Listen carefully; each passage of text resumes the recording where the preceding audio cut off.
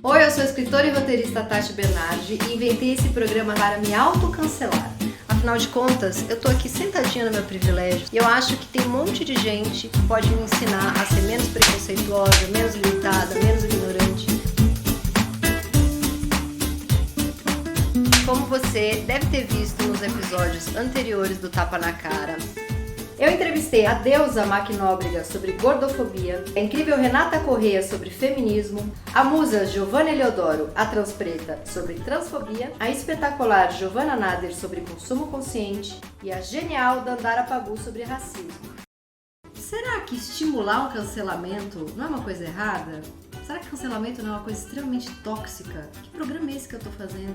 Por isso eu resolvi chamar a psicanalista Vera Iaconelli para cancelar o meu cancelamento e pra gente bater um papo sobre isso. Tudo bem, Vera? Oi, querida. Tudo bem, e você? Vera, minha primeira pergunta para você é para tentar entender uma coisa meio perversa que eu faço. Vou te dar um exemplo. Por exemplo, se eu tô na estrada, tá tudo parado, e aí eu vejo aquele desgraçadinho que na cara de pau vai pro acostamento, como se todo mundo fosse idiota, só ele o espertinho. Eu tenho na hora uma vontade louca de fotografar a placa, botar no meu Instagram, no meu Twitter, no meu Facebook, que eu sei que eu tenho um monte de gente lá que me segue, e acabar com a vida desse cidadão, expor ele mesmo ao ridículo e estimular o cancelamento dessa pessoa. Eu queria entender com você que é psicanalista, o que é isso que faz a gente querer, sei lá, ser justiceiro com os próprios iPhones? Porque tem algo de perverso nisso, né? É como se eu dissesse que todo o mal do mundo tá fora de mim, é isso? Então vamos pensar em duas partes. Uma que dá raiva mesmo, você estar na fila e o outro furar a fila, seja do acostamento, além de ser perigoso, porque alguém pode estar parado ali e ainda causar um acidente, né? Então dá raiva, se você tá fazendo alguma coisa ali, né? Você tá abrindo mão de um prazer, de um gozo e vendo o outro gozando desvairadamente, a gente sente raiva. A questão é o que a gente faz com a raiva, né? Se a gente vai seguir o cara para bater nele, vai parar, enfim. E aí você vai contando uma cena, que é uma cena que só dá para pensar na atualidade, que é, você pode fotografar mesmo, botar a pessoa na mídia, e aí cai na boca do povo, e aí todo mundo que sente raiva por não se permitir fazer certas coisas, vai alastrar isso loucamente. Então, essa raiva, eu acho que ela faz todo sentido, porque a gente para fazer as coisas dentro da lei, a gente se priva de um prazer que quando a gente vê o outro fazendo, pode ser muito assustador. Agora, a questão do cancelamento passa pelo fato de que a gente tem acesso a uma mídia aí que produz efeitos gigantescos, porque esse gesto, essa escolha por ir pelo acostamento, significa que alguém, e aí a gente pode pensar em todas as outras situações, significa que essa pessoa está assumindo a responsabilidade de eventualmente atropelar alguém que está trocando um pneu, cair num buraco, né, ou acabar com o acostamento que pode ser usado por uma emergência e levar uma multa. Então tem a questão da responsabilização. A impunidade também dá muita raiva na gente, então a gente resolve ser mais realista que o rei e fazer as vezes da lei, né?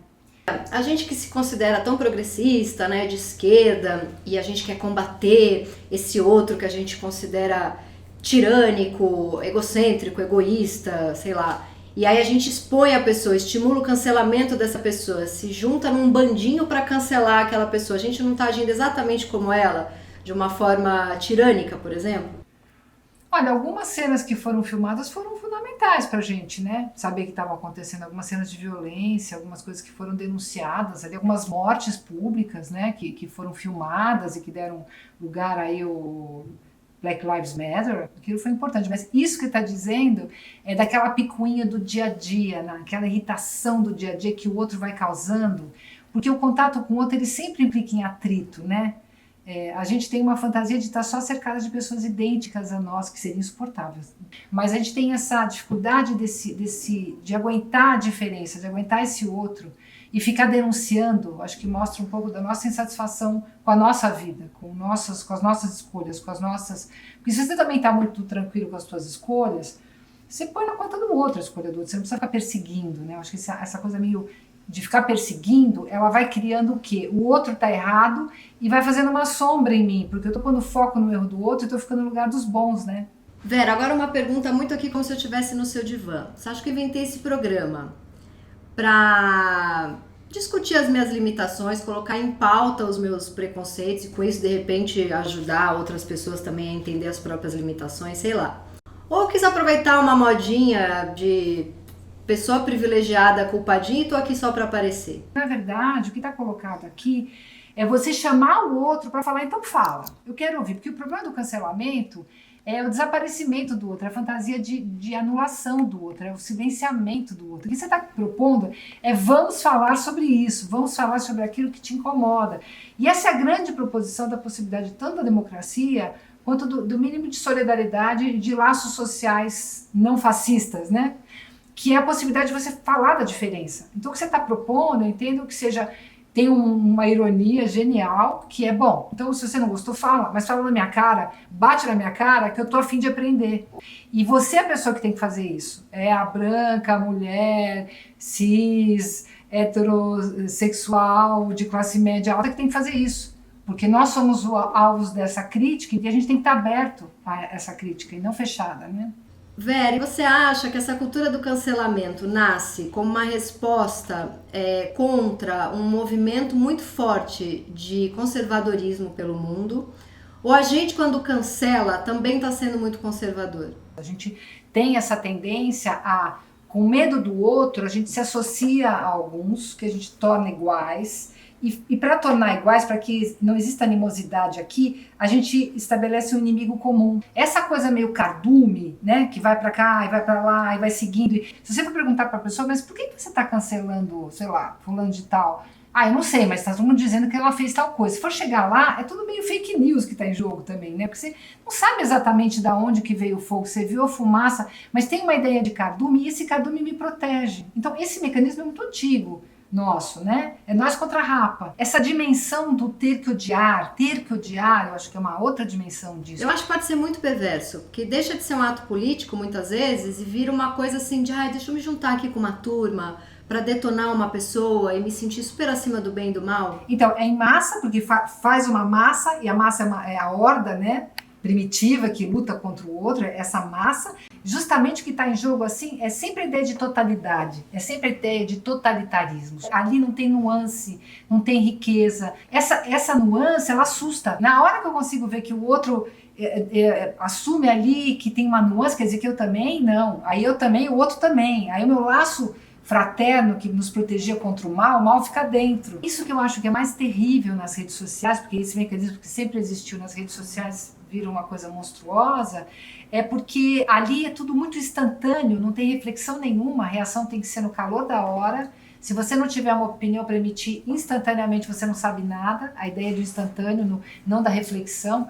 E se você emitir uma opinião que seja um pouco mais complexa, ela cai de um lado ou de outro. Tem uma bola que, né, uma bola de bilhar, ou cai no buraco, ou fica uma coisa assim. Qualquer nuance ali de ironia, agora tem que botar contém ironia, né? Você vai cair, ela é a favor ou ela é contra. E aí você vai cair para um cardume e para o outro. Você não tem nuance, né? Por outro lado, que bom que a gente tem agora esse medo de falar os absurdos que a gente falava antes e não se dava conta, né? Nesse aspecto, obrigada patrulha. Porque, por exemplo, eu falava criado mudo e não percebia o absurdo que eu estava falando. Porque a questão do criado mudo não é falar, ai meu Deus, cruz credo, falei criado mudo. É falar, bom, mas o que quer dizer criado mudo? Tinha um criado que ficava em silêncio, muitas vezes com a língua cortada. Então, é isso que interessa. Não interessa você parar de falar o que é criado mudo. Ao falar ou não falar, a gente poder resgatar a história. O que está em jogo aí é a possibilidade de lembrar, porque, veja, o cancelamento supõe que a gente vai parar de falar e a coisa vai desaparecer. Esse é o grande truque do recalque da psicanálise. Só que a gente sabe, aquilo que é recalcado, ele vai para um bastidor e ele retorna em sintoma. Aliás, o próprio cancelamento é o retorno de um sintoma social, né, no qual as pessoas que sempre foram caladas voltam com poder de fala, mas com poder de fala meio de revanche, não de diálogo.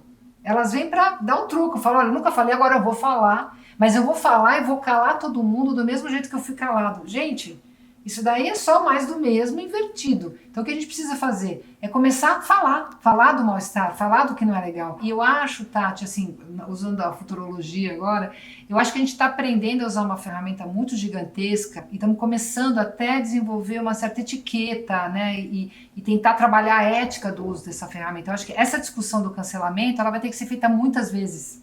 Ai, como é bom poder aprender. Assim, não me falta caráter, me falta você mais na minha vida, sabe, velho? Porque a gente é humano e tá querendo fingir que é outra coisa, que chegou no Olimpo, que agora no Olimpo do saber total. E aí começa a fazer burrada mesmo, sabe? Assim, começa a ficar absolutamente paranoico.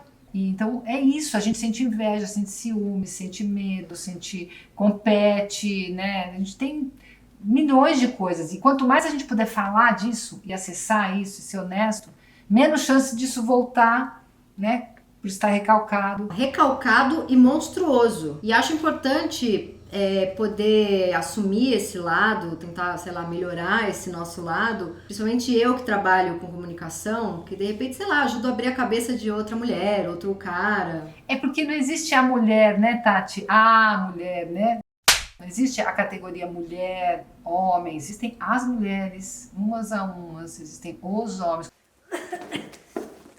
Porque a gente também está tentando trabalhar numa chave um pouco menos identitária, que é o que dá margem a todos esses cancelamentos, né? Tudo é identidade e a gente vai forçando as identidades. Isso para a militância é muito bom, mas isso é um risco a médio prazo. Então a gente vai ter que superar também o identitarismo quando a gente conseguir, as lutas conseguirem trazer para a gente uma certa equanimidade, e seria o próximo passo, que aí não aceita cancelamentos, aceita diálogo, né? Aí você tem que conversar. Vera, pra variar, você foi um arraso, já era esperado. Muito, muito obrigada pela sua participação. Acho que esse foi o que eu menos apanhei, recebi até ótimos elogios. Não sei se eu merecia, mas vou aceitar. E é isso, super, super obrigada. Você é muito corajosa, é muito importante isso que você está fazendo, eu acho isso muito importante. Eu acho que a gente tem que falar do cancelamento, mas você não está só falando do cancelamento, você foi lá e deu a cara a tapa. Eu achei isso genial, parabéns.